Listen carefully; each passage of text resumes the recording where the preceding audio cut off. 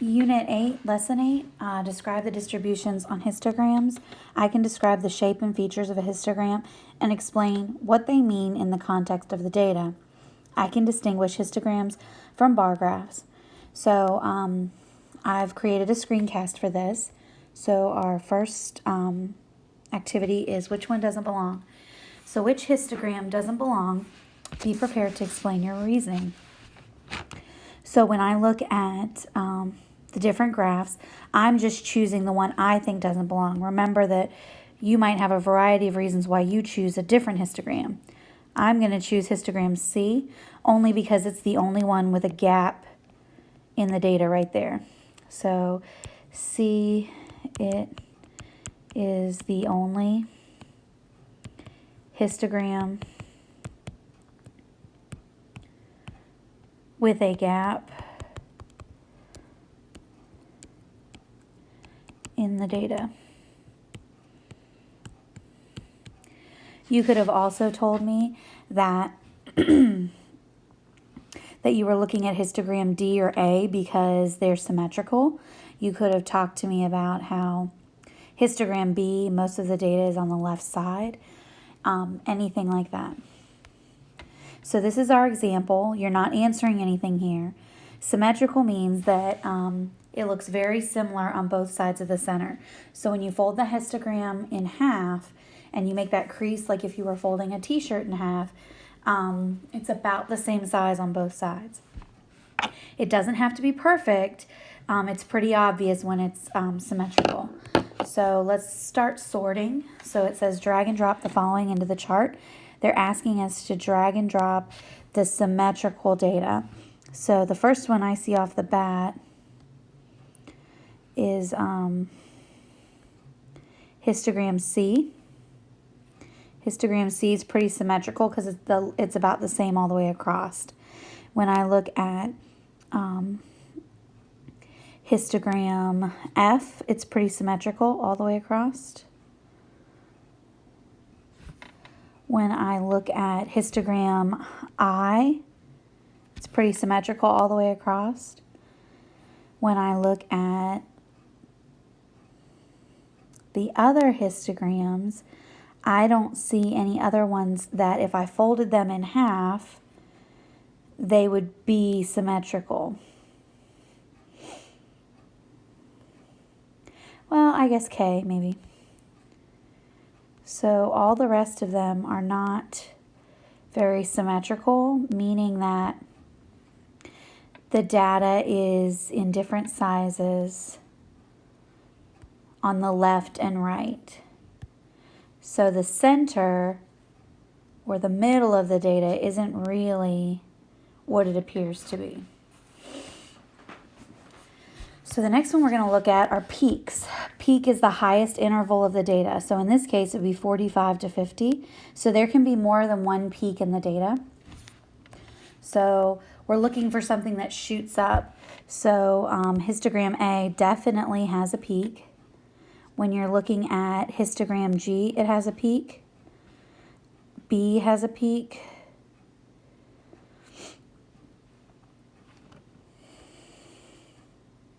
H has a peak. These two do not really have a peak because the data is pretty level. F doesn't really have a peak because the data is pretty level. K doesn't really have a peak. E does. D does. L does.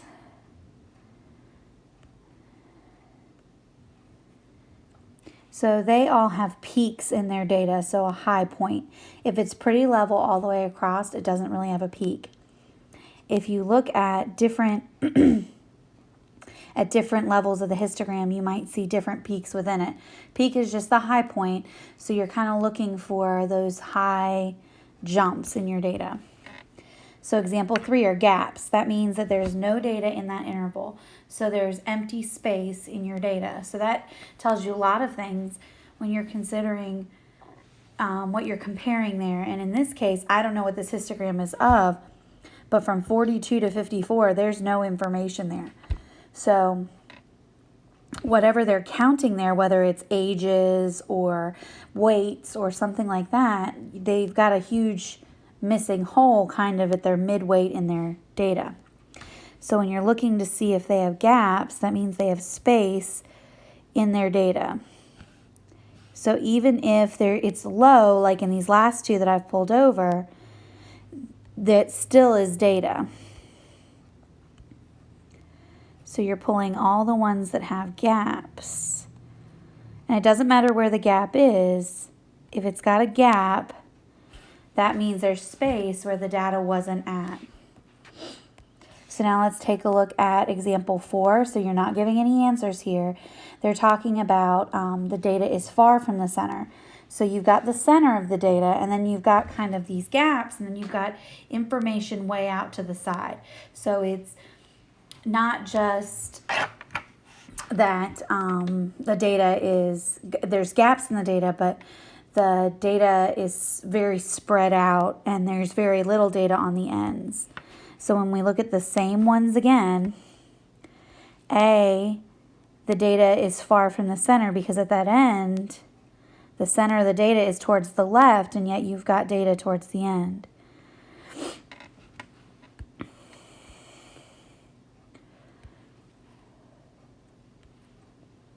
So you're just looking through and you're trying to find something where towards the end, towards one of the sides, it just seems odd that the data is there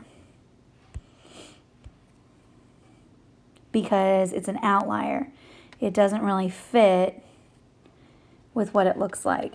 So all you're doing is sorting them in. So these ones that have like outlying data towards the end. So I'm looking at histogram H, how it kind of has like this long trail.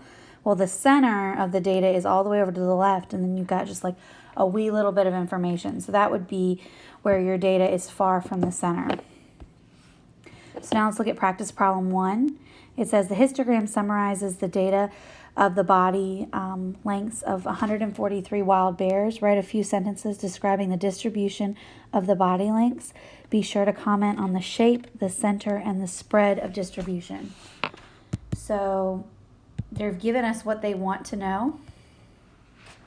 So if I'm looking at the information, the data is pretty symmetrical. So the histogram is symmetrical.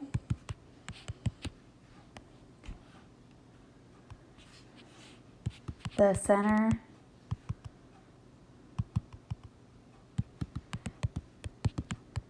of the data is, I would say it's probably between 55 and 60, if not 60 and 65.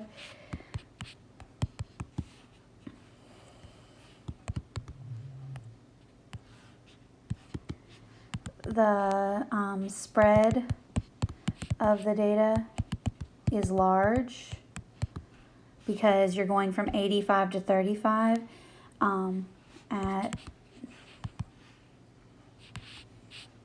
50, I don't know if we're 50 inches.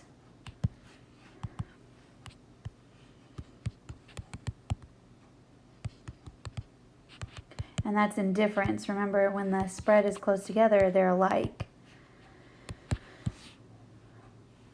So when you're looking at it, you can say that the data is symmetrical. You can say that the center of the data is between 60 and 65, and that the spread of the data is large at 50 inches is the difference.